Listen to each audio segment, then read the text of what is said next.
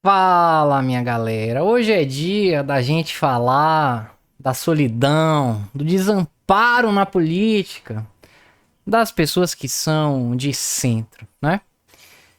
Eu, por exemplo, como um bom adepto do liberalismo social, sou um centro flex. Então depende de quem me pergunta, entendeu?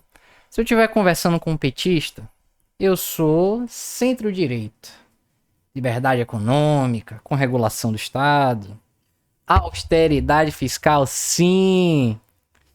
Liberdade de empreender, liberdade religiosa, liberdade de imprensa. Conte comigo. Mas, se eu estiver conversando com um bolsonarista, aí eu sou centro-esquerda, entendeu? Vamos legalizar o aborto, vamos legalizar as drogas, vamos avançar nos costumes da sociedade, né? É porque eu sou uma pessoa progressista, né? Mas não me identifico plenamente com nenhum dos dois lados. Claro que se você falar que é de centro para uma pessoa de esquerda, ela vai dizer, ah, então você é direita. Que seja, tá tudo bem. E aí vamos falar um pouco do sonho dessa terceira via, né? Porque essa semana Ronaldo Caiado saiu candidato à presidência pelo PSD.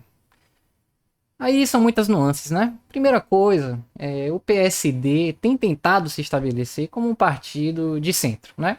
Capitaneado lá por Kassab, conquistaram, né, vários parlamentares do PSDB que acabaram migrando, né?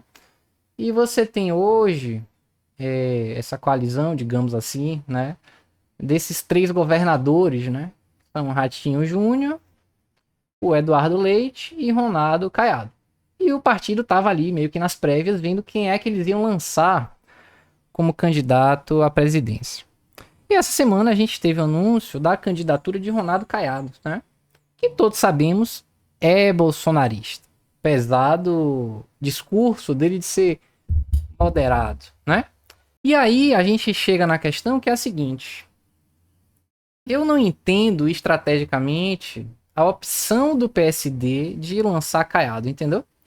Eu compreendo que a ideia inicial era que Ratinho fosse o candidato, porque era melhor nas pesquisas, né? E Eduardo Leite e Caiado o apoiariam. Mas como ele desistiu e a coisa foi caminhando, ficou nesse embate aí entre Eduardo Leite e Ronaldo Caiado, né? E eu não entendo a decisão estratégica do PSD de fazer dessa forma, porque é um partido que tenta se lançar como centro, mas lança um candidato que no primeiro discurso, né, depois de confirmar a sua candidatura, fala que vai dar anistia ampla, geral e restrita aos golpistas lá do 8 de janeiro. É óbvio que isso impede automaticamente qualquer voto meu na sigla, né?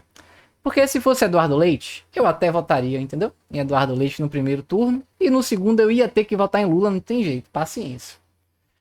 Mas assim, vou voltar no segundo puxadinho do bolsonarismo? Não vou, né? É muito difícil. Kassab falou que tomaram essa decisão porque Caiado vai melhor nas pesquisas. Mas será que pesquisa é tudo para o posicionamento de um partido, de uma visão, de um projeto? Caiado, ele é muito mais à direita, né, do que Eduardo Leite, que me parece ser, de fato, uma pessoa mais de centro.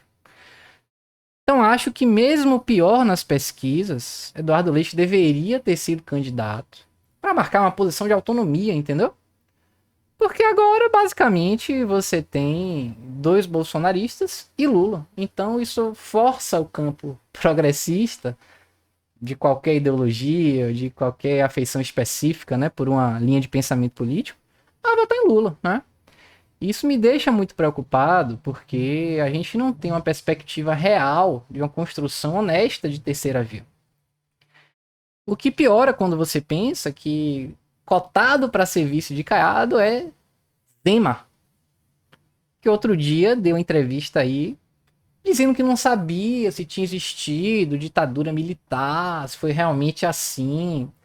Então é um nível assim. Chega a ser um pouco assustador, né? Um governador de estado falar uma asneira dessa e depois ser talvez aí convidado a integrar essa chapa, né?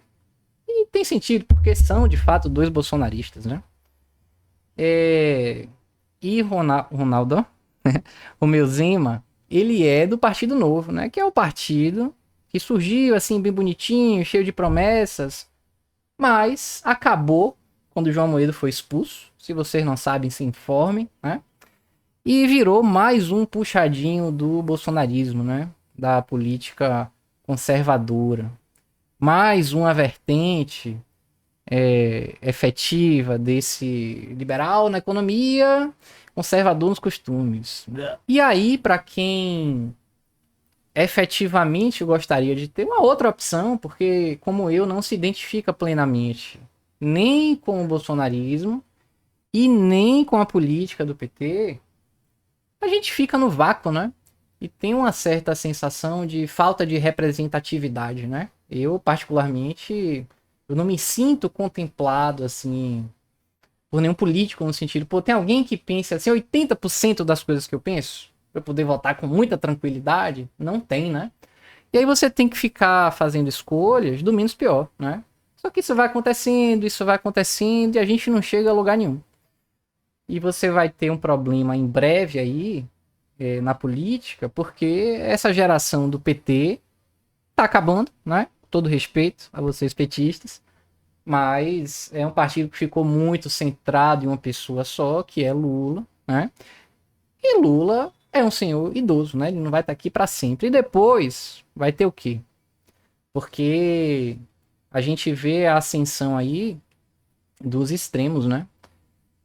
Vai ser Nicolas Ferreira, vão ser esses bolsonaristas que têm aparecido, né? Ou do outro lado vão ser os webcomunistas que agora têm se destacado, né? Dentro da política, com sua visão marxista do mundo. E as pessoas que acreditam realmente no meio termo, né? Ficam onde? Então fica aí a minha crítica, a minha reflexão.